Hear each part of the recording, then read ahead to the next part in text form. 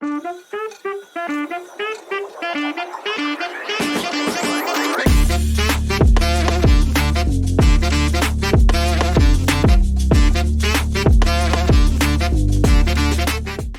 pessoal, tudo bem? Sejam bem-vindos a mais um episódio do nosso Advencast. E no episódio de hoje, a gente vai falar sobre um tema muito especial, que é sobre o criacionismo. E para a gente falar um pouquinho sobre esse tema, eu estou aqui com uma pessoa muito especial, que é professor e pastor Luiz. Oi, tudo bem? Oi. Como você tá, professor? Tamo bem, tamo bem. Bom dia, galera. Boa tarde, boa noite. Não sabemos que hora vai ser. Pois é. Então, antes de tudo, vamos entender um pouquinho mais sobre a história do nosso convidado. Então, eu queria que você explicasse pra gente um pouquinho da sua história, ou da sua decisão de ser pastor ou professor também, que você é professor do nosso colégio, e acho que do Bom Retiro também, né? Não dou Qual que aula é? no Bom Retiro. Não? Eu dei aula no Alto Boqueirão. Ah, no Alto Boqueirão. Confundi, então. Aí vim pra cá. Então, conta pra gente um pouquinho. Meu nome é Luiz. Acho que vocês já viram essa parte. Mas eu nasci lá em Curitiba. É aqui perto. Nasci em Curitiba mesmo, mas a gente viajou bastante, né? Eu venho de família de militar. Então, meu pai, ele viajava por causa do exército. Então, começou em Curitiba, depois ele foi dispensado, foi para Antonina, depois São Paulo, vivendo por aí. E lá em São Paulo, quando eu era criança, que eu decidi que eu ia ser pastor. Eu comecei a estudar, o meu único ano no colégio adventista na vida foi minha primeira série, o que seria hoje o segundo ano. Mas a minha primeira série eu fiz no colégio adventista e lá eu conheci um pastor, que foi meu pastor Luiz Henrique Sena, e eu achei massa o trabalho dele falar de Deus e tudo mais. Eu falei, cara, eu acho que eu vou ser isso daí. Eu aprendi a ler lendo a Bíblia e sempre em contato com isso. Aí eu já cresci com a vontade, queria ser pastor, vou ser pastor. Você tinha quantos anos? Eu tinha 7. 7 anos você decidiu ser pastor? Eu aprendi a ler com 5 anos lendo a Bíblia. Minha mãe estava lendo a Bíblia, sentei do lado dela e comecei a ler a Bíblia junto com ela. A primeira palavra que eu li foi Benjamim, que ela estava em Gênesis lá. A primeira palavra que eu li foi Benjamim, lendo a Bíblia. Aí com 7 eu decidi que queria ser pastor, por causa do pastor lá do colégio, que na verdade ele era pastor da igreja que eu frequentava. E aí meu pai começou a botar lenha. Meu pai queria ser pastor antes. Ele queria ser pastor, daí ele foi para outra área. Mas ele começou a botar lenha e tudo mais. Então, daí eu desenvolvi querendo ser pastor. E como foi, sua formação para isso? Então, tem algumas fases, né, da formação. Eu me formei no ensino médio. E no ensino médio foi a primeira vez que eu fiquei meio que na dúvida. Se eu ia para teologia ou não. Não uma dúvida assim tão grande. Mas é que o meu professor ele não era evangélico e ele dizia que eu não precisava de teologia para ser pastor. Aí ele virou, olha, faz engenharia. Eu gostava muito de exatas, né? Matemática, física. E aí ele falou, olha, faz engenharia, você vai desperdiçar aí o que você tem de bom para fazer teologia, não precisa. Aí eu fiquei assim, meio que na dúvida e tal, mas nunca fui atrás de nada de engenharia, de edital. Ele me entregou folha de inscrição, eu não quis fazer. E daí eu fiquei 2 anos, depois que eu me formei no ensino médio, eu fiquei 2 anos trabalhando. Na igreja adventista a gente tem aquele trabalho de vender livros, que é a colportagem. Então eu colportei, ajudei meu pai no novo trabalho dele. Então comecei a ajudar o meu pai e vender livros. Aí eu continuei e falei, vou fazer o vestibular. Se eu passar, eu entendo que é Deus que quis. 2 anos sem estudar, não me preparei, não fiz cursinho nem nada. Fui fazer o vestibular. Daí eu passei nos 2 vestibulares que eu fiz, que foi pro NASP e pro IAP. Só que o NASP, ele tem 2 fases. Então eu passava na primeira fase e eu tinha que ir lá no NASP, Engenheiro Coelho, para fazer a segunda fase, que era entrevista e tudo mais. E o do IAP era uma fase só. Eu passei no do IAP e eu tinha 2 semanas para pagar a matrícula. Se eu não pagasse a matrícula, eu não Tava fora, eu perdi a minha vaga. Aí a gente pegou o dinheiro que a gente ia pagar a viagem para ir pro NASP lá, para fazer a prova e tudo mais. Tudo que deu a gente juntou para pagar a matrícula. Aí eu acabei indo pro IAP, o IAP agora é FAP, fica ali em Maringá, do lado de Maringá. E em 2017 eu comecei lá. E de lá foi só milagre para eu conseguir me formar. Porque a gente nunca teve, né, condições tals para pagar a faculdade particular, com internato. E teologia a gente não podia ficar externo, né, ficar morando fora e estudando lá. Para teologia eles não deixam. Só a partir dos 30 anos. Nossa. Então não tinha como. Aí para eu conseguir pagar, eu ia precisar trabalhar lá. Só que eles não davam trabalho para quem fazia teologia no primeiro ano, porque é curso integral. Então, teoricamente, o curso ele é de manhã, tarde e noite. Então, não ia ter tempo para eu trabalhar. Aí eu chorei lá com eles, meu pai chorou com eles, e eles conseguiram emprego, e eu consegui. Daí, trabalhei durante os 4 anos e meio, né, que eu fiquei lá, que eu também atrasei um pouquinho. Aí eu me formei lá no IAP, não com as melhores notas, porque eu vou confessar aqui, eu sou meio preguiçosinho. Então, eu sempre ficava ali, ó, na média, um pouquinho acima da média. Só as matérias que eu gostava, que eu estudava para valer mesmo. Eu falo que eu me identifico muito com os alunos quando é nesse ponto. É verdade. Tem matéria que a gente gosta, matéria que não gosta. Exatamente. Tem matéria que a gente se dedica, outras... Exatamente. Só vamos para passar. Não, a minha média, as únicas médias boas que eu tenho é em exatas. Exatas. Isso na escola, né? Matemática, média top, porque até o 4º bimestre eu estava estudando.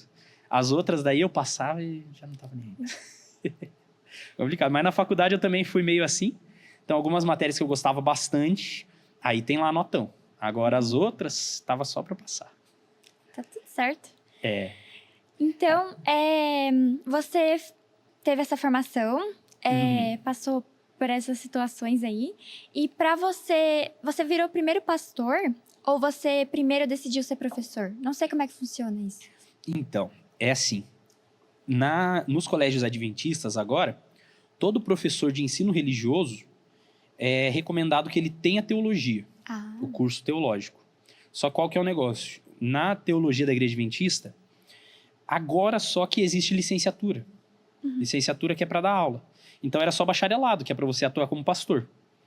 Eu fui para a faculdade querendo ser pastor normal, de igreja e tudo mais. Aí lá na faculdade, no 2º e 3º anos, a gente tem as matérias de educação. Como que funciona a capelania na escola, como que funciona a questão de capela, celebra, essas coisas assim. A gente começou a ter contato, eu tive contato só na faculdade. Um pastor lá, o pastor Tavela, ele sempre falava, olha, educação é para os tops, quem é top vai para a escola, e isso. Aí eu virei para ele e falei assim, olha, pastor, queria ver se é legal ir para a escola e tudo. Aí no meu 3º ano, ele pegou e falou assim, olha, você vai fazer a Semana Santa, na Semana Santa, a semana da Páscoa, todos nós saímos da faculdade para ir fazer em alguma igreja. Aí ele falou assim, ó, ao invés de você ir para a igreja, você vai para a escola. E você vai ver como é que é uma semana, que nem a gente teve agora com o pastor Patrick. Você vai ver como é que funciona uma semana dessa com os alunos. No colégio. E aí eu fui no colégio de São José dos Pinhais, aqui perto. Fui em São José, junto com o pastor Samuel, que está aqui no colégio de Pinhais, com a Gabi, que ela era professora de religião lá. Também. Então, ela que me adotou, me abraçou e falou assim, não, você vai dar aula junto comigo. Eu peguei metade das aulas dela. É demais, gente. Dei metade das aulas dela e ela estava em todas. Assim, tipo, assistindo minha aula, me dava uns toques depois, falava como fazer isso, o que eu posso fazer para gerir melhor o tempo na sala de aula. Então, foi muito massa. Aí eu tive essa experiência de dar aula e ajudar na capelania. Aí eu falei, cara, eu acho que eu quero isso pra minha vida. Aí depois eu fiz estágio de evangelismo, né? Depois da Semana Santa, no 2º semestre a gente fez estágio. Fiquei 3 meses em um colégio, dando aula, que foi de São José também, o mesmo colégio, dando aula e tudo. E eu peguei gosto, gosto muito de trabalhar com adolescente. Para mim, é o que eu sempre falo, é o público mais sincero que tem. É verdade. Quando a gente vai para uma igreja, as pessoas te tratam diferente por você ser pastor. No colégio, no normal, você vai saber melhor que eu, porque você é aluno, mas o normal é não gostarem da matéria de religião. Não cai no vestibular, não cai no Enem. Então, a pessoa não gosta. Mas se elas gostam de você, você sabe que é sincero. Sim. Porque adolescente não tem por que mentir pra você que gosta de você. É verdade. Né? A minha matéria nem faz tanta diferença lá no final. Nota todo mundo tira. Então, é por isso que eu gostei muito da área da educação, escola. E eu pretendo continuar a minha vida assim na educação. Sempre dando aula, seja em escola ou na faculdade, mas o que eu quero é continuar com aulas. Ah, é muito legal isso. Uhum. É muito bom trabalhar com o que a gente gosta, né? Sim. Eu acho que fica muito mais leve. E realmente, a gente adolescente, os alunos, eles têm um carinho diferente e realmente somos mais sinceros mesmo. Uhum. Então, vamos começar com o nosso tema. O tema de hoje é criacionismo. E eu queria primeiro fazer a pergunta, o que é o criacionismo? Criacionismo é top. Criacionismo, ele é, sendo bem básico, ele é a crença de que existe um criador do universo. O criacionismo em si, quando a gente fala sobre ele não tem muito detalhe. Esse que é o ponto.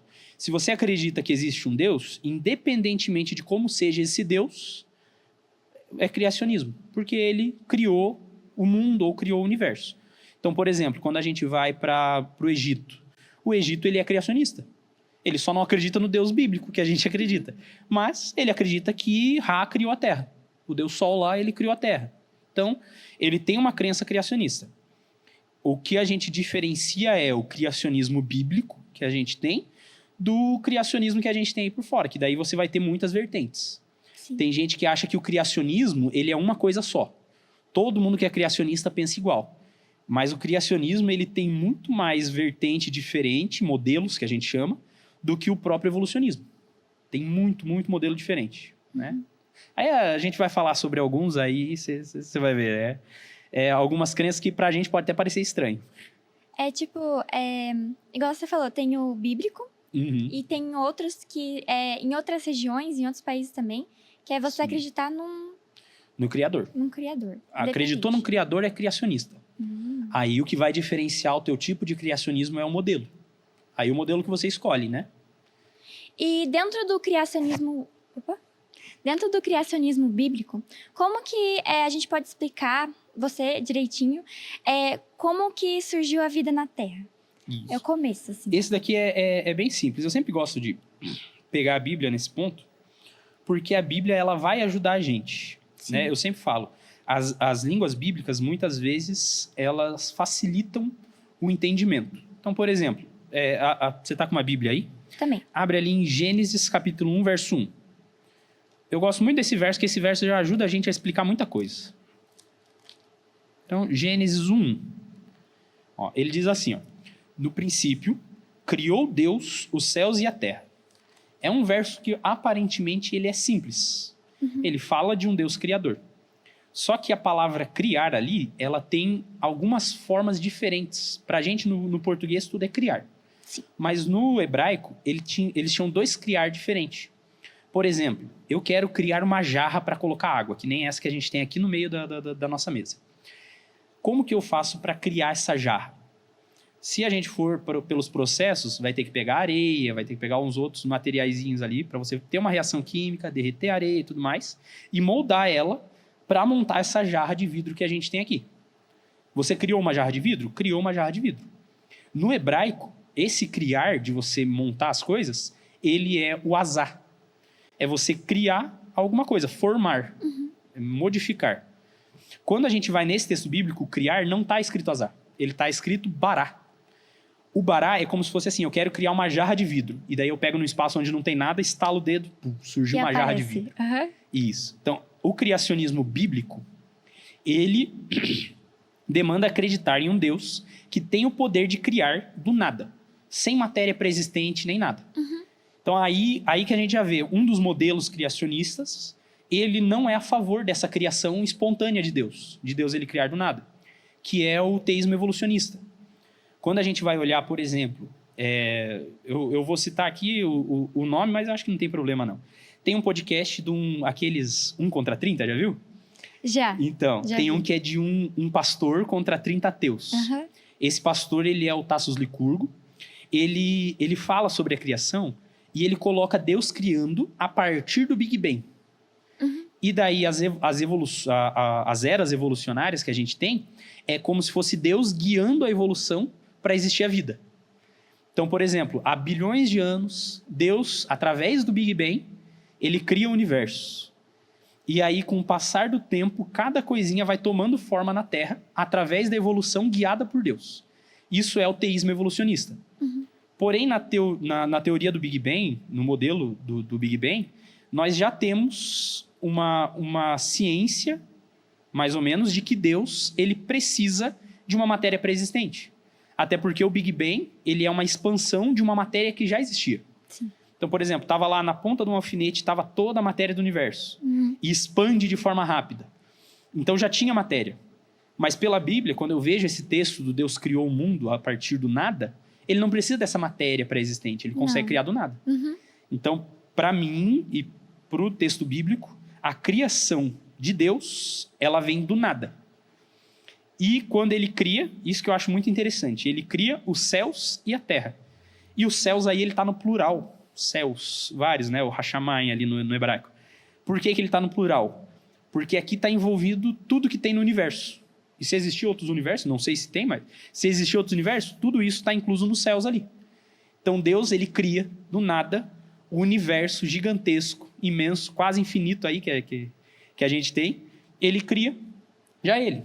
Todas as outras formas de vida, como o caso dos anjos, que a gente tem relato bíblico, que os anjos foram criados antes do ser humano, né? O livro de Hebreus vai dizer isso. Isso daí foi criado nesse princípio. Aí a terra, ela permanece, verso 2, sem forma e vazia. Esse tempo a gente não sabe quanto tempo foi. Mas entre a criação da terra e colocar a vida na terra, tem um tempo. Tem. E essa criação da vida a gente acredita que é no máximo há 10 mil anos. Coisa entre 6 a 10 mil. Né? Não temos como fazer conta disso. Mas de 6 a 10 mil anos Deus colocou vida na terra. Então essa é a crença que a gente tem do criacionismo. E você é pastor adventista, né? Isso, pastor adventista. Isso. E sobre... qual é a visão do adventista sobre a idade da Terra? A idade da Terra? Então, existem pessoas que gostam de discordar um pouco, né? Então, não é consenso. Sim. Mas a igreja adventista, a maioria dos seus pastores, eles aderem ao modelo do 2 estágios. O que é o 2 estágios? É esse tempo entre o princípio e o haja luz ser um tempo longo. Então, por exemplo, a ciência vai dizer que o universo ele tem 13,7 bilhões de anos. Para quem acredita no criacionismo clássico, é impossível, porque o universo vai ter 10 mil anos, o universo todo. Para quem é dos 2 estágios, a gente não crava um tempo, porém, se for 13 bilhões de anos no universo, não tem problema. Não faz diferença nenhuma. A Terra, criada ali há 4,6 bilhões, né? A teoria evolucionista vai dizer isso, mas se ela foi criada há 4,6 bilhões de anos, também não tem problema. Contanto que a gente entenda que por 4,6 bilhões de anos, ela permaneceu sem forma e vazia. Então, aquele negócio de há 250 milhões de anos, ter os bichinhos lá, as bactérias que começou a desenvolver, não existe. Então, a Terra ela permanece sem vida, sem forma, vazia. Era uma bola de água no espaço. Então, a gente acredita que ela permaneceu assim por bastante tempo. Milhões, bilhões de anos, não importa o tempo, mas ela fica bastante tempo. E aí, nós temos a criação da vida, do ser humano. Isso daí ajuda a gente até a explicar algumas questões que a gente vai ter com relação à datação. Né? Quando a gente olha a datação por rádio, datação por carbono 14, essas dúvidas elas são explicadas nessa teoria dos 2 estágios, onde a Terra realmente é velha, só que não tinha vida. Então, Terra velha, porém, a vida é muito recente na Terra. Né? A nossa crença é assim. E você podia falar um pouquinho mais sobre a formação da vida na Terra, do ser humano mesmo? Sim. Das pessoas. A gente acredita no relato bíblico como um relato. Sim. A gente tem algumas formas de olhar para Gênesis 1. Você pode olhar aquilo dali como uma poesia, alegoria, né? Tipo, é como se fosse uma fábula, uma história inventada ali. Ou você pode olhar ela como um relato quase histórico de como foi criado.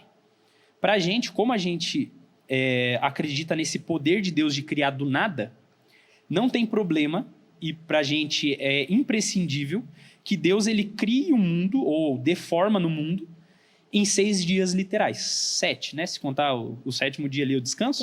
Então, em 7 dias literais de 24 horas.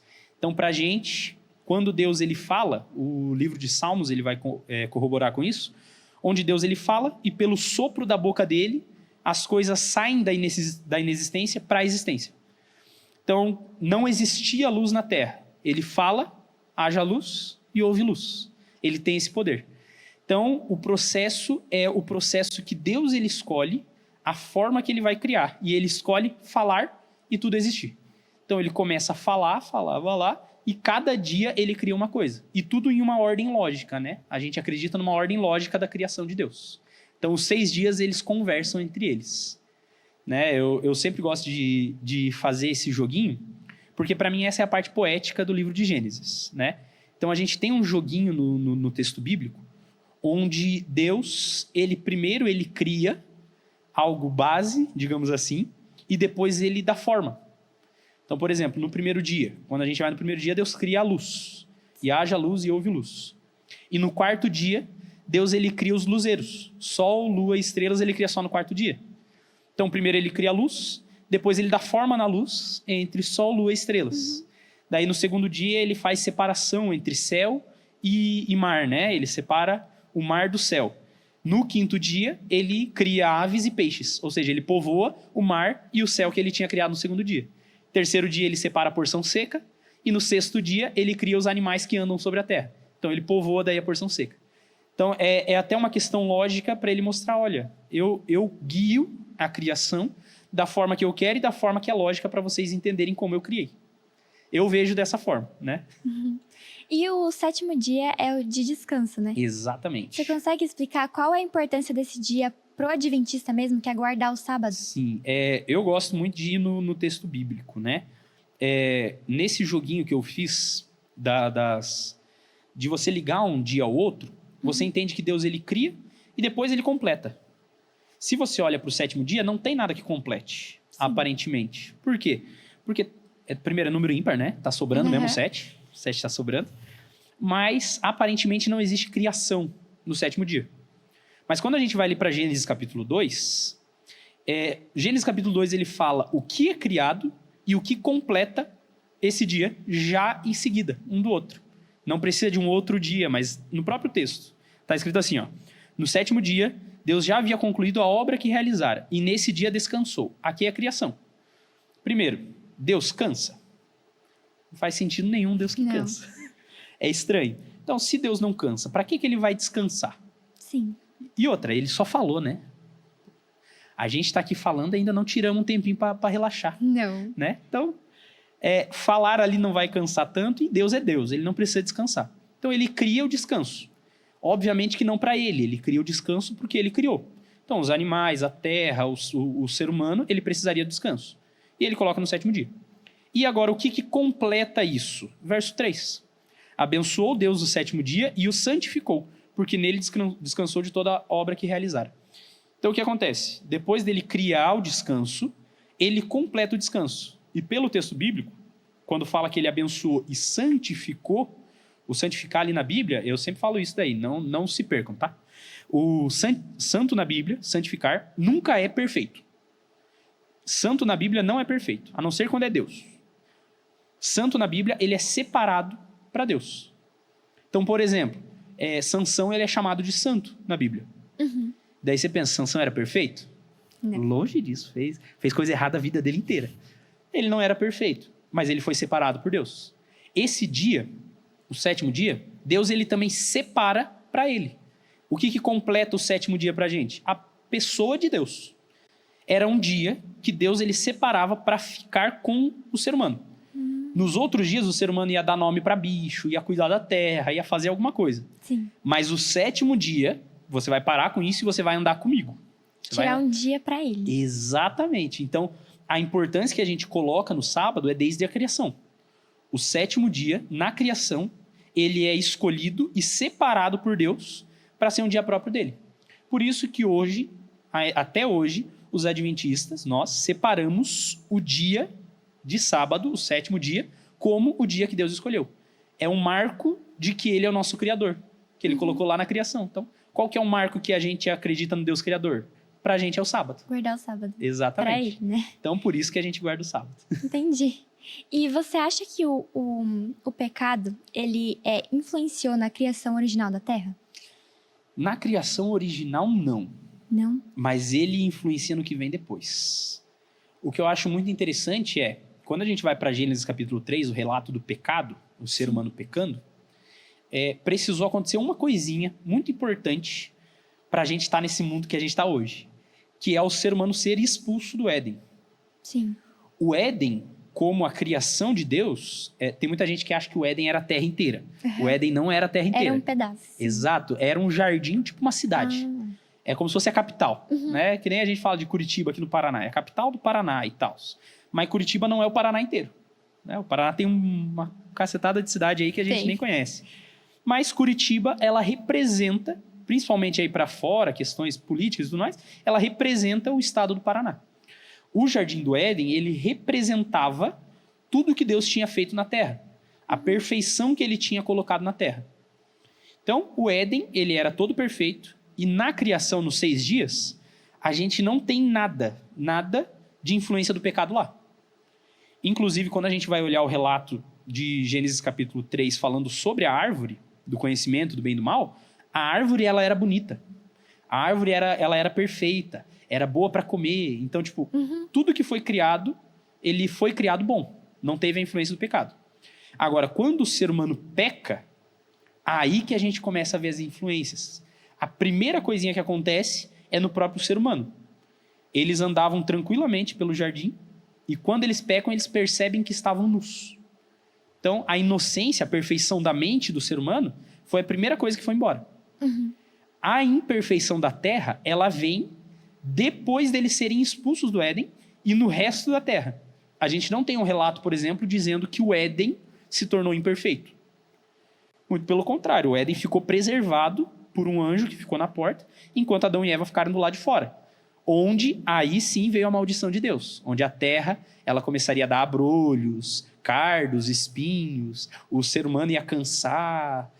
Todas as influências do pecado, ela acontece fora desse mundinho perfeito que Deus tinha criado. Então, ele permanece separado ali, o Éden, para Deus, né? Então, no momento da criação, influência nenhuma. Agora, depois aí nós temos um mundo...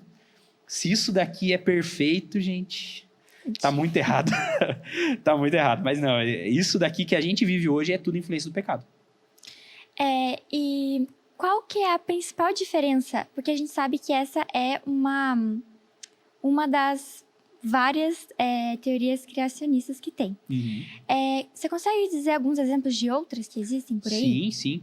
Eu citei já o teísmo evolucionista. O teísmo evolucionista acredita no Big Bang, basicamente, como ponto inicial de criação, e a evolução como a forma que Deus cria. Então, cada dia da criação, o haja luz, ele é a primeira era de milhares ou milhões e bilhões de anos, onde a luz se desenvolve no universo. A luz, ela caminha, né, pelo universo. Então, a luz, ela se desenvolve em uma era de bilhões de anos. A segunda parte, que seria as águas, na teoria evolucionista, nós temos algumas formas que a água pode ter vindo para a Terra. A principal delas é um planeta que colidiu com a gente, né? Chamam esse planeta de Theia. Um planeta colidiu com a Terra e nesse planeta tinha gelo. E esse gelo bate na Terra, que era quente, e daí nós temos a água. E com o calor, o vapor sobe, fazendo essa divisão entre água e céu e tudo mais. E cada dia vem vindo uma moldagem diferente que Deus dá na Terra, porém demorando eras. Então essa é a base do teísmo evolucionista. A evolução, ela acontece e é guiada por Deus. Nós temos também o universo jovem. O que é o universo jovem? Acredita-se daí que o universo inteiro ele foi criado há 10 mil anos. Então, quando Deus diz, por exemplo, quando Deus cria os céus e terra lá no princípio, isso é 10 mil anos. E logo que ele cria o universo, ele já dá forma na Terra.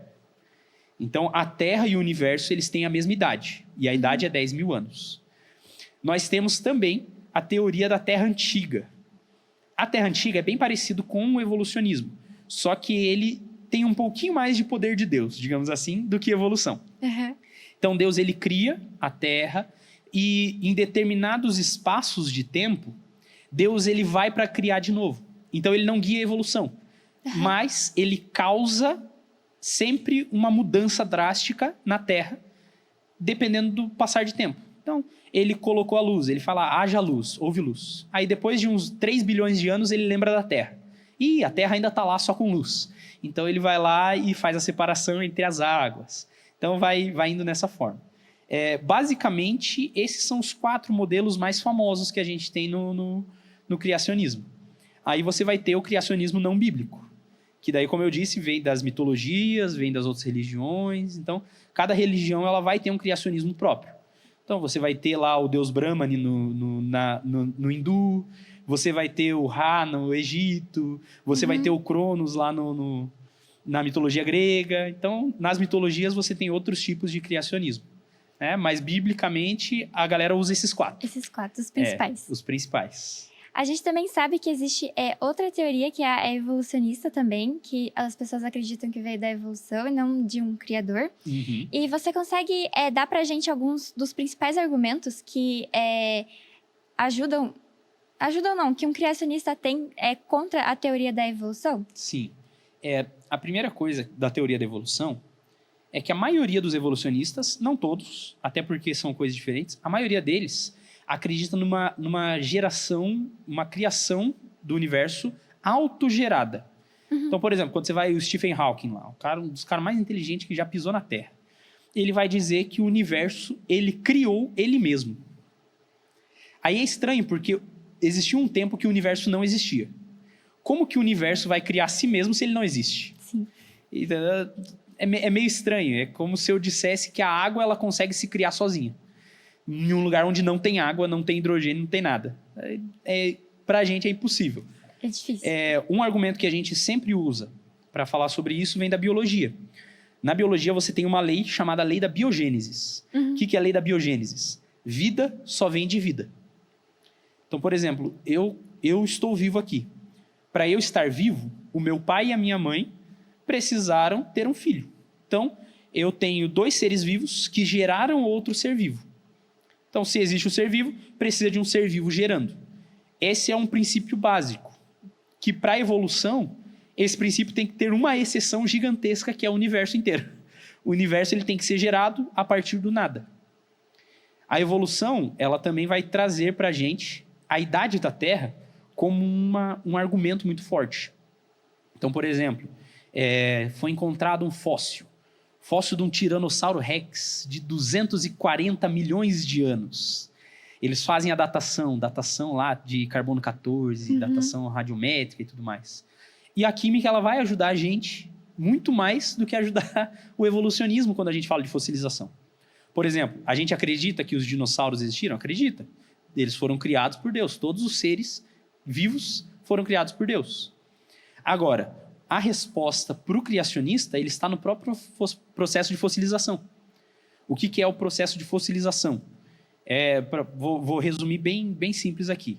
É um minério, ele cai em cima, uma pedra gigantesca, cai em cima de um bicho, causa muita pressão, a temperatura aumenta, e aí a matéria orgânica, que morreu, né, o bicho morreu, a matéria orgânica ela se funde com a pedra que caiu em cima do bicho. É um processo de mineralização. Uhum. Até porque a gente sabe, se for deixar matéria orgânica no ambiente, ela some. Uhum. Então, se uma folha da árvore cai e a gente deixa ela lá no chão, a folha ela vai sumir, ela vai virar pó em determinado momento.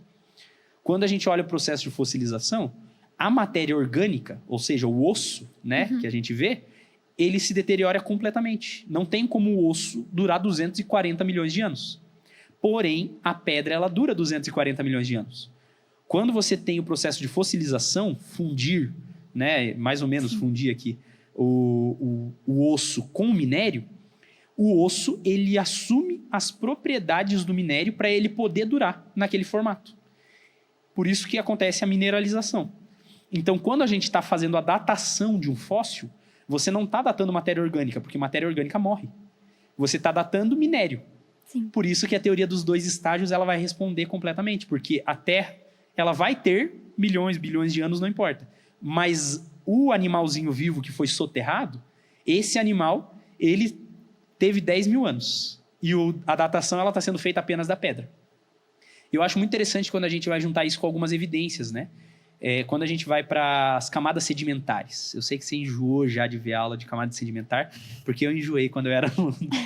Mas as camadas sedimentares dizem que elas, a cada milhões de anos, é formada uma camada. E vai mudando, e vai mudando. E você tem aquelas corzinhas bem bonitas. Eu lembro. Então, você tem, por exemplo, um registro fóssil de uma árvore passando 2 camadas. Se a árvore ela tem milhões de anos, por que ela está na camada de cima e não só na de baixo? Daí você vê lá o tronco da árvore bonitinho passando em 2 camadas diferentes. Se você for datar a parte de baixo, vai ter 200 milhões de anos. Vai datar de cima, tem 50. Não tem como a árvore ficar os 150 milhões de anos ali deteriorando. Não faz sentido. Exato. Então a gente tem muito argumento em todas as áreas da ciência para mostrar uma terra criada, onde a vida ela é criada quando o Gênesis fala, há 10 mil anos no máximo. E daí a terra, sim, mais antiga. Mas a gente pode enumerar vários argumentos com relação a isso, né? Ciência, filosofia, qualquer área, na minha visão. Eu sou pastor, sou enviesado, sim. Então, na minha visão, em todas as áreas a gente ganha o debate. E você acha que você negar a criação, ela compromete a fé cristã? Demais. Compromete. Para mim, demais. Eu tenho 2 textos que eu sempre uso com relação a isso. Primeiro deles, esses eu vou abrir, porque eu gosto muito de abrir nesses textos. Pode abrir, pode falar pra gente. Primeiro é Romanos. Uhum. Eu gosto muito desse texto de Romanos, porque ele vai mostrar pra gente um cristão, né, que é Paulo, um dos grandes pioneiros que a gente tem no cristianismo do primeiro século, onde ele vai falar sobre a criação. Então, Romanos capítulo 1, ele vai dar pra gente a base do cristianismo. Romanos 1, eu vou ler aqui, vou puxar a Bíblia um pouquinho para cá. Vou ler o verso 20. Verso 20 diz assim de Romanos: Pois desde a criação do mundo, os atributos invisíveis de Deus, seu eterno poder, sua natureza divina, têm sido vistos claramente, sendo compreendidos pelas coisas criadas, de forma que tais homens são indesculpáveis. Então, para mim, quando você olha para a natureza e não enxerga um Deus criador, você é indesculpável. Isso daí quem está dizendo é Paulo. Uhum. Não tem como você olhar para a criação e não enxergar um criador. A fé cristã ela é toda baseada no Deus bíblico. E o Deus bíblico é o Deus criador. O que cria do nada, o que tem poder para criar e é o mesmo que tem o poder para salvar. Sempre tem essa ligação entre a criação e a salvação. Eu acho muito interessante quando Jesus ele vem, ele fala a missão dele. E a missão de Jesus, João capítulo 1, verso 14, foi revelar o Pai. A missão de Jesus era mostrar quem era o Pai. Se Deus ele é o nosso Criador, nós entendemos que uma das missões de Jesus também era mostrar o Deus Criador. Uhum. Tanto que ele vai fazer referência à criação várias vezes. Então, por exemplo, Marcos capítulo 2, Mateus capítulo 13, ele fala sobre o sábado, apontando diretamente para a criação. Então, a todo momento nós vemos o cristianismo, Jesus, não estou falando do judaísmo do Antigo Testamento, mas o cristianismo apontando para a criação. E principalmente nos tempos de hoje, para mim, é um assunto primordial. Quando a gente vai agora ao segundo texto, que eu também gosto muito, Apocalipse capítulo 14. Apocalipse capítulo 14, ele vai falar sobre algumas características que iriam acontecer nos fins dos tempos. A gente entende que os fins dos tempos é meio que agora. Mas o capítulo 14, verso 7, ele diz assim, ó: Ele disse em alta voz: Temam a Deus e dai-lhe glória, pois é chegada a hora do seu juízo. E adorai aquele que fez o céu, a terra, o mar e as fontes das águas. Então, para o povo de agora, recente, o tema do criacionismo ele voltaria a ser um tema de dúvida. Se a gente olha para os últimos anos, 200 anos, vamos colocar aí, né, jogando alto, os últimos 200 anos foi o maior boom do evolucionismo que a gente tem. O livro Origem das Espécies, ele foi no século XIX, 200 anos atrás, um pouco menos de 200 anos atrás, onde gerou várias das tentativas que a gente tem de impor o evolucionismo como algo científico, como uma verdade absoluta da ciência. Então, a gente vê que nesses últimos tempos, esse tema ele tem sido muito debatido. Cada vez mais as pessoas duvidam de um Deus criador. Isso dentro do próprio cristianismo. Como eu disse, tem muito pastor cristão que coloca limites na criação de Deus. Deus criando a partir do Big Bang, criando a partir da evolução, sempre colocando limites na criação. Então a gente entende a partir desses textos que uma das missões do cristianismo atualmente é a gente resgatar a imagem do Deus criador. Por isso que eu falo, eu gosto muito de estudar. Quando me falaram que dava para falar sobre qualquer tema, eu falei, não, criacionismo. Criacionismo, para mim, é a base de tudo. Sem o criacionismo, eu não acredito, por exemplo, na revelação de Deus através da Bíblia. Porque a revelação de Deus através da Bíblia, ela está em paralelo com a criação com a criação da natureza. Isso está escrito em Salmos capítulo 19. Então, a gente tem uma revelação de Deus fora da Bíblia, que é a criação, e que ela precede a Bíblia. Então, a criação, para mim, o principal tema que o cristianismo deveria trabalhar é criacionismo.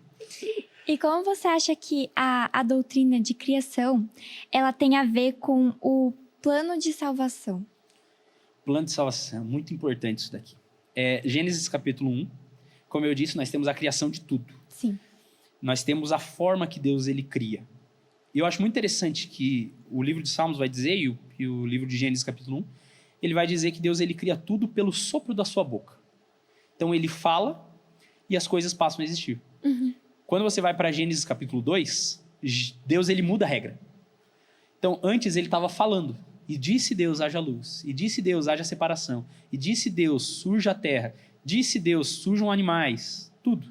É a partir do disse. Quando você vai para Gênesis capítulo 2, você tem aquela outra palavrinha para criar, o azar. Você tem para o ser humano. Ao invés de Deus criar o ser humano do nada falando, ele molda o ser humano. Esse o termo ali, o azar, né? Formou Deus o homem do pó da terra. É como se Deus ele tivesse se abaixado, ele tivesse criado o ser humano ali, um bonequinho de barro, e ele soprou o fôlego de vida. E é interessante que quando Deus faz isso, ele tem uma conversa um pouquinho antes, né? A gente entende ali que é trindade, mas ele fala assim, ó, façamos o homem conforme a nossa imagem e a nossa semelhança. Então, o ser humano, ele é criado à imagem e semelhança de Deus. Quando eu olho, por exemplo, para o teísmo evolucionista, que vai acreditar, de certa forma, na evolução, o ser humano, ele nada mais é que um animal racional. Ele vem da mesma forma que os animais vêm. A diferença é só que o ser humano tem o córtex pré-frontal para pensar. A única diferença do ser humano e o chimpanzé é esse.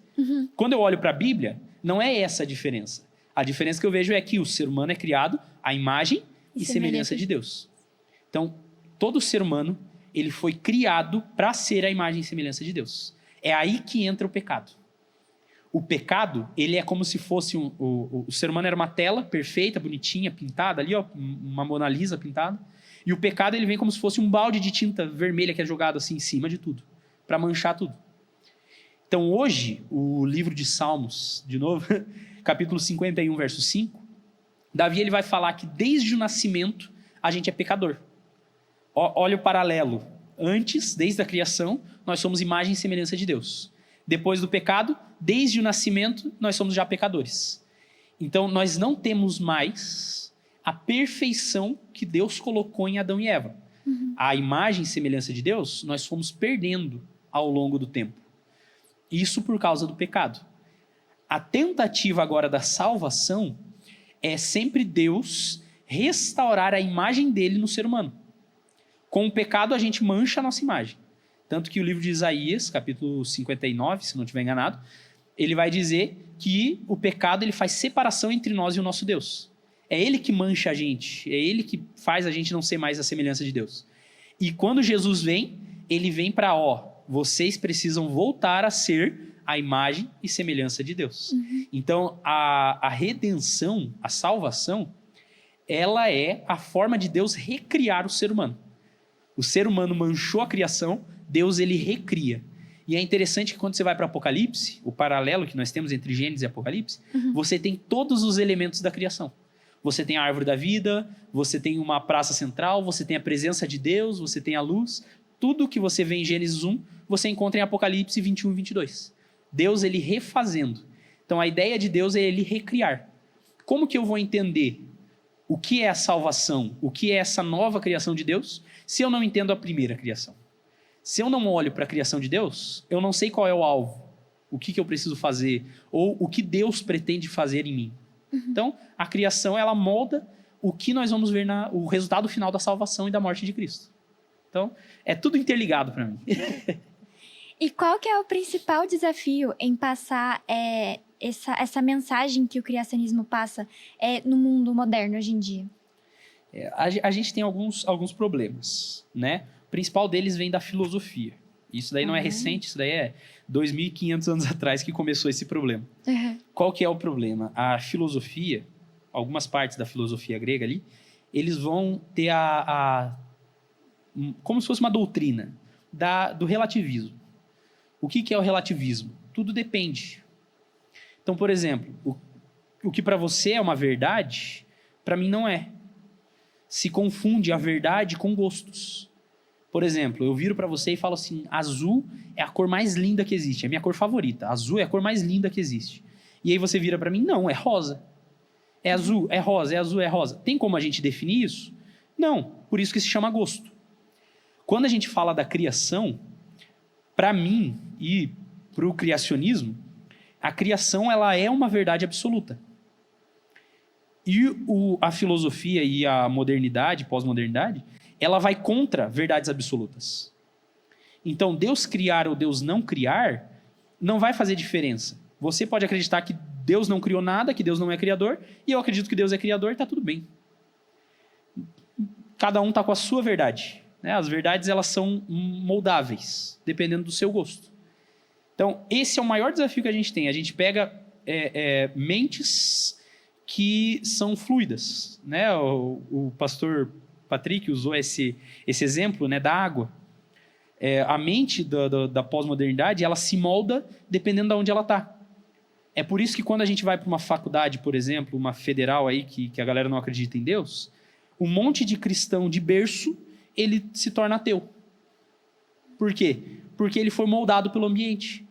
É tudo relativo, Deus existir, Deus não existir, não faz diferença, não existe verdade absoluta, eu abandono as minhas verdades. Por quê? Não era uma verdade absoluta. Então, você pregar o criacionismo como uma verdade absoluta é muito difícil, muito complicado. Isso que vai ser o maior desafio que a gente tem.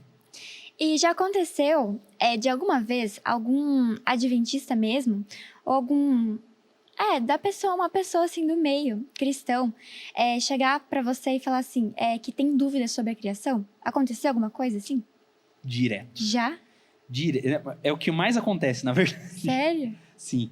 O que a gente mais tem é isso porque o que acontece? Tem muita gente... Isso daí, eu não sei se você conhece. Já viu o Serjão do Foguete? Não. Não? Não. Nossa, o Serjão é muito massa. Ele é ateu, né? Ele é astrofísico e tudo mais. Ele fala sempre sobre essa área. E ele levou um cristão chamado Domingos, que é um carinha muito massa, que ele faz uns experimentos de calcular a altura da nuvem e tudo. Achei muito massa.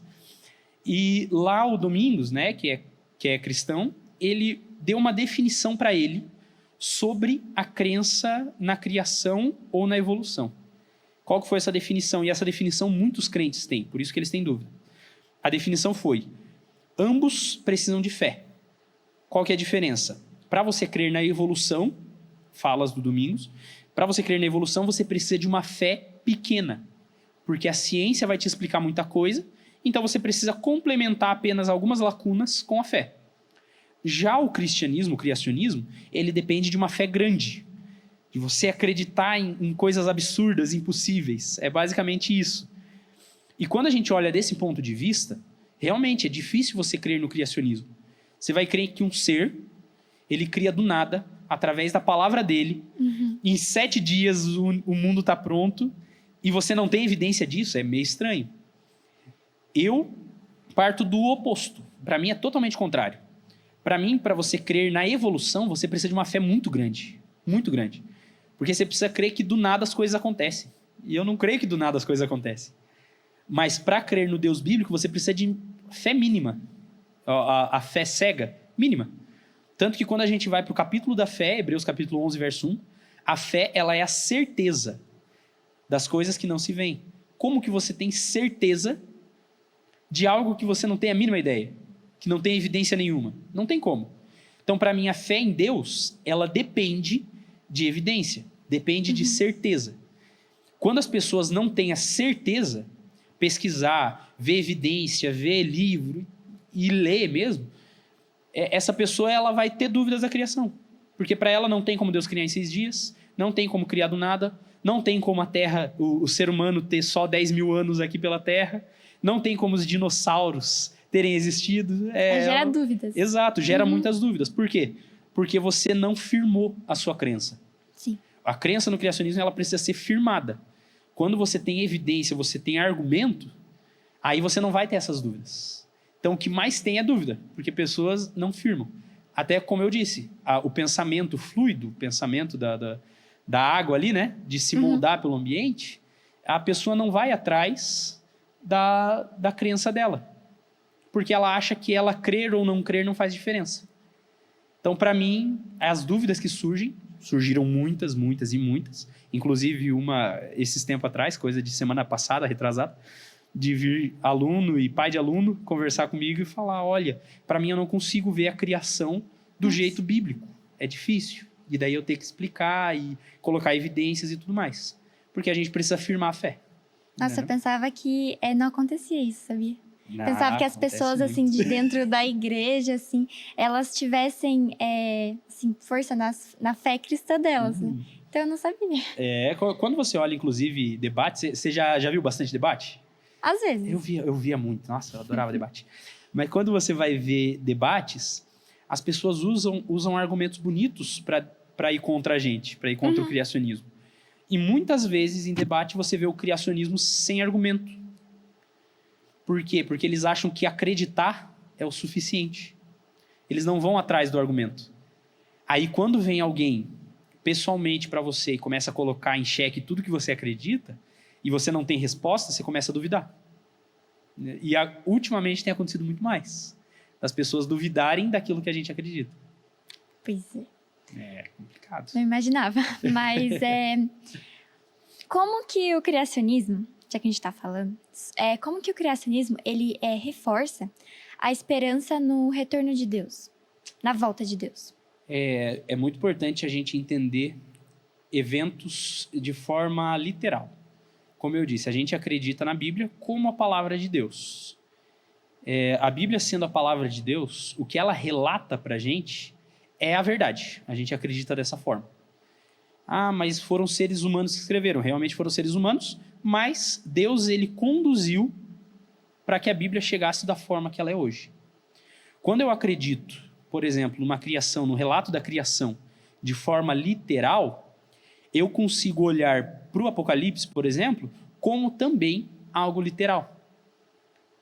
Então, quando você olha para a Bíblia como um todo, de uma forma toda inventada, apenas historinhas para poder preencher ali os desejos do ser humano de conhecerem a Deus, a gente vai olhar para os relatos sobre a volta de Jesus, a gente olha para isso também como apenas uma esperança. Então, tem muita gente que é cristão que acredita que quando a gente morre, a nossa alma reencarna e reencarna. Não sei se sabe, o espiritismo kardecista, ele vem de uma base cristã. Acredita até em textos bíblicos. E daí eles vão olhar a vinda de Jesus não como algo literal. Eu vou olhar para a vinda de Jesus apenas como a minha alma indo para outro canto. Quando eu olho agora para a criação como algo literal, onde nós somos um ser vivo, completamente, e não uma alma que se divide do corpo, uma alma que está aprisionada no corpo, a gente entende que a vinda de Jesus, ela também é algo literal, algo corpóreo. Nós vamos poder ver a Jesus com o corpo, encostar nele, e nós vamos ter uma terra nova, toda ela montadinha e bonitinha, como foi o Éden. Se eu pego e coloco no Éden lá como algo alegórico, a nova terra também é algo alegórico. A volta de Jesus também é algo alegórico. Eu ver ele nas nuvens também é algo alegórico. Então, não faz sentido eu pregar uma volta de Jesus literal se eu não creio que o que ele vai fazer é literal, que é recriar a terra. Então, eu preciso crer que ele tem o poder para refazer a terra totalmente de novo. E eu também preciso crer que ele consegue voltar nas nuvens do céu flutuando. Parece maluquice, mas a gente acredita nisso, principalmente por causa das bases que o criacionismo ele dá. Onde nós vemos uma criação literal e um relato verídico da Bíblia. E como você sendo professor, né, do nosso colégio também, você passa isso de uma maneira que nós jovens que temos é um pouco mais difícil de explicar, a gente não entende tão detalhadamente sobre esse assunto. Como que você consegue passar pra gente, para jovens aqui do nosso colégio, de uma forma que eles consigam entender?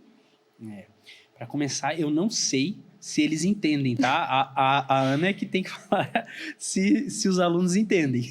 Eu não sou referência. É nada, é boa aluna ela, tá? Obrigada. Quando a gente tenta conversar com as novas gerações, eu percebo que, ultimamente, a gente precisa de muito mais base do que a gente está falando do que antes. A geração, por exemplo, dos meus pais, e até o início da galera ali próximo da minha idade, eles são um pouco mais da hierarquia. O que é esse negócio? A gente entende que quem é mais estudado, quem é superior, um líder religioso, ele entende muito mais do que eu do assunto. Sim. Então, quando ele fala algo, eu não questiono. Se você reparar, se você parar para pensar, você vai ver que os seus pais são assim, mais assim. Os meus pais, avós, eles são mais desse negócio de entender a hierarquia. Então, se eu não sou, por exemplo, um cientista, o que eu estou falando de ciência? Basicamente isso. É o que a nossa geração entende. Os jovens, eles questionam tudo. Tudo. Então, para você fazer alguém, um adolescente, entender o criacionismo, eu preciso estar com a munição lá em cima, cheio de argumento. Então, se um aluno vier me perguntar, e os dinossauros? E eu vi um cara falando isso daqui. Eu vi um cientista falando isso outro. Eles vão falar, vão perguntar. Se eu não tiver a resposta, aquilo que eu estou passando para ele passa a ser olhado por ele como uma mentira. Então, se eu viro para você e você vem e me pergunta assim sobre o criacionismo, e eu não tenho resposta, eu só acredito que foi assim, para você, o criacionismo é um negócio meio... não sei se eu acredito nesse negócio, não. Ele nem sabe me explicar como é que funciona. Uhum. Então, na minha visão, para eu explicar para as novas gerações sobre criacionismo, eu preciso ter muito argumento. Muito. Em tudo. Todas as áreas. Eu estou falando de física, química, filosofia, tudo. Todas elas precisam convergir para o mesmo ponto, onde Deus é o Criador. Se eu não consigo fazer isso na minha aula ou na minha conversa com alguém sobre isso, a pessoa ela vai duvidar até da minha crença, do meu conhecimento sobre a minha crença. Porque daí é uma crença vazia, sem base nenhuma, né? É uma crença vazia. E você... Bom, achei muito interessante a forma, porque realmente, dentro de um colégio, explicar isso para pessoas realmente da nova geração é um pouco mais complicado. É difícil deles entenderem, a gente realmente tem muitas dúvidas. Mas você acha que, por exemplo, dentro do colégio, a gente tem essa base religiosa, das aulas de religião, e tem a das outras da ciência e, enfim, das outras. Você acha que a ciência e a religião, elas podem andar juntas? Elas podem se misturar? Para mim, deve. Sim? Deve andar junto. Eu estava citando até para os meninos uns tempos atrás aí, uma frase de um cientista. Foi Louis Pasteur, eu não sei pronunciar, é o cara da pasteurização. Mas ele pega e fala que um pouco de ciência te afasta de Deus e muito dela te aproxima dele. O que acontece? Quando eu olho para a ciência ela não é algo criado por Satanás, ela não é algo criado pelo ser humano. A ciência, ela vem de Deus. Para mim, Deus deixa a ciência para o ser humano para que ele conheça um pouco mais sobre o que ele criou. Então, por que a gente tem a biologia? Eu entendo mais daquilo que Deus criou. Por que tem a astrofísica? Eu entendo mais dos céus, daquilo que Deus criou. Deus ele nos dá ferramentas para conhecer a Ele. Tanto que o livro de Salmos, capítulo 19, verso 1, os céus ele proclamam a glória de Deus e o firmamento as obras de suas mãos. Quando eu estudo a natureza, e aí todos os estudos científicos que nós temos, eu estou estudando aquilo que Deus criou. E ao estudar aquilo que Deus criou, o meu estudo vai me aproximar mais dele. Tem um professor que ele fez um livro só para falar sobre isso, ele é professor de Harvard, o bicho é top. É o John Lennox. John Lennox, parece o nome do cantor, mas não é. O John Lennox, ele é professor em Harvard, tem sei lá quantas pós-graduação, ele tem doutorado, tem 2, 3 doutorados diferentes, na área de física, astrofísica. Ele é muito top. E ele sempre fala, a ciência, ela não desaprova Deus em nenhum momento. Pelo contrário, ela comprova a existência de Deus. Então, quando a gente estuda ciência, a gente sempre está aprendendo mais sobre Deus. E eu acho muito interessante quando a gente vê, por exemplo, né, a galera do design inteligente, o Dr. Marcus Eberle. Ele é livre docente em química. O maior grau que a gente tem na academia, ele tem em química. E ele é criacionista, convicto. Ele sempre fala, tenho certeza que Deus existe. Ele estuda para isso. Então, a ciência, ela sempre vai corroborar com o criacionismo. Mas aí vem aquele negócio, né? Depende do criacionismo. Uhum. Tem alguns criacionismos que é mais difícil de comprovar pela ciência. É verdade. E tem algum cientista que você conhece, ou até mesmo adventista mesmo, que eles acreditam muito na fé cristã? Sim, eu gosto bastante. Eu comprei esses tempos atrás alguns livros do Dr. Adalto Lourenço. O Dr. Adalto Lourenço, ele também é do design inteligente, né? Um dos pioneiros ali do design inteligente aqui no Brasil. E ele fez um livro chamado Gênesis 1 e 2, que eu gostei muito, onde ele fala da literalidade da criação em Gênesis. Então, eu sempre admirei muito, infelizmente ele faleceu, né, ano passado, se eu não estiver enganado. Ele acabou falecendo. Porém, ele é um dos cientistas que eu sempre admirei muito, porque ele utiliza tudo aquilo que ele tem, que é os vários estudos que ele tem, ele usa isso para proclamar de um Deus que criou a Terra. Todos os estudos que ele faz é para falar de um Deus criador. Então, ele é uma das pessoas, né, que me fez me apaixonar um pouquinho mais pelo criacionismo. Quando a gente fala de teologia, o mais normal é teologia ser associado à filosofia teológica. Então, por exemplo, você analisar a Bíblia, moral, ética, essas coisas, são mais comuns de ser tratado na teologia. Doutrina da salvação e tudo. Já o criacionismo, pastores não são tão estudiosos do criacionismo. Os maiores nomes que a gente tem são de cientistas e não de pastores. Nossa. Então, é uma pessoa que sempre me admirou muito por causa disso. É ele quem traz a ciência pra gente poder entender Deus. Então, Adalto Lourenço, com certeza, é um dos nomes aí que eu mais gosto do criacionismo.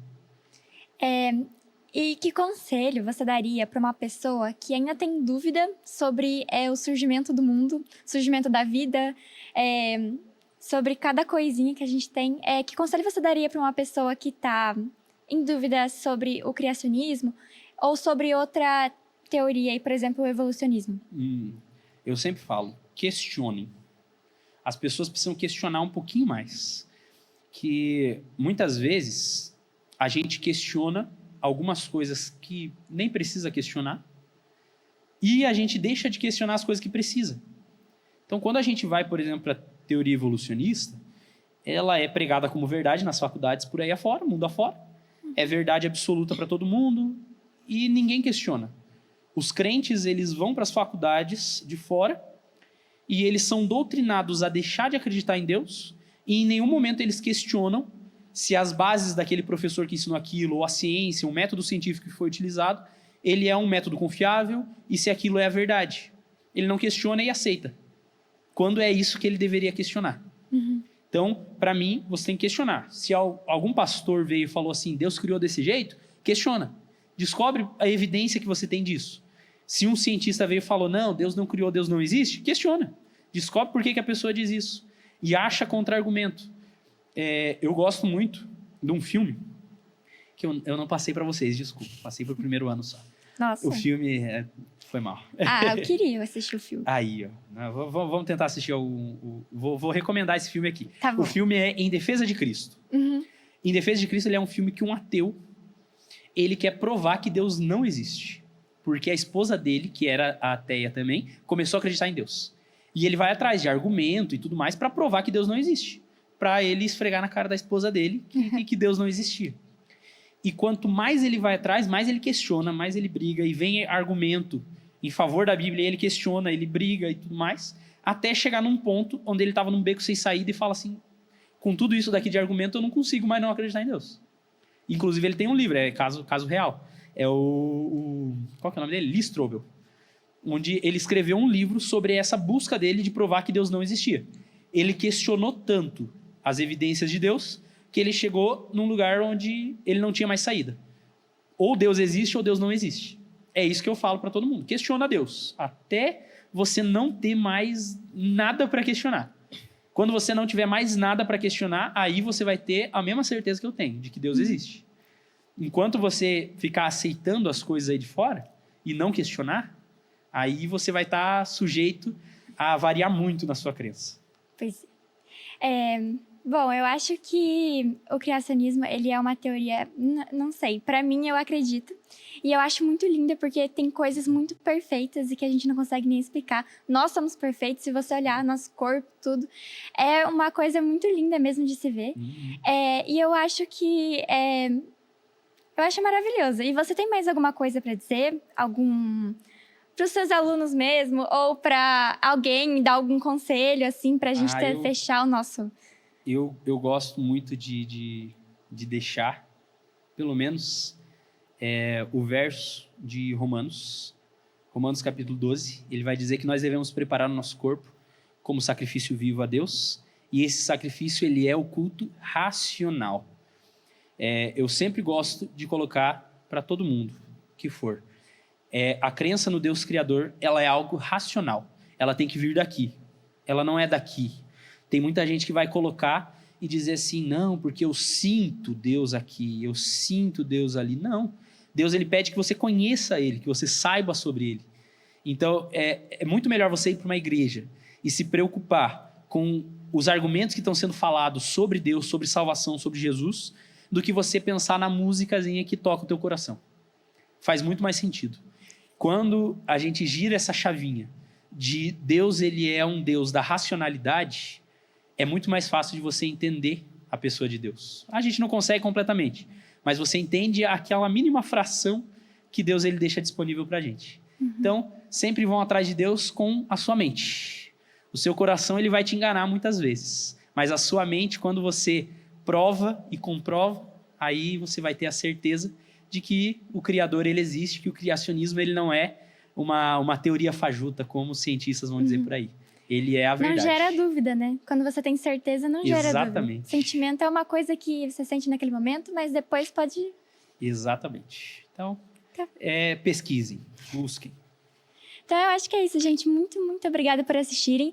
Professor, foi um prazer. Prazer foi meu. Foi maravilhoso. Eu não tenho tanto conhecimento sobre esse assunto e é realmente muito interessante a gente entender melhor sobre essas questões. Então, eu acho que é isso. Muito obrigada. Eu que agradeço o convite.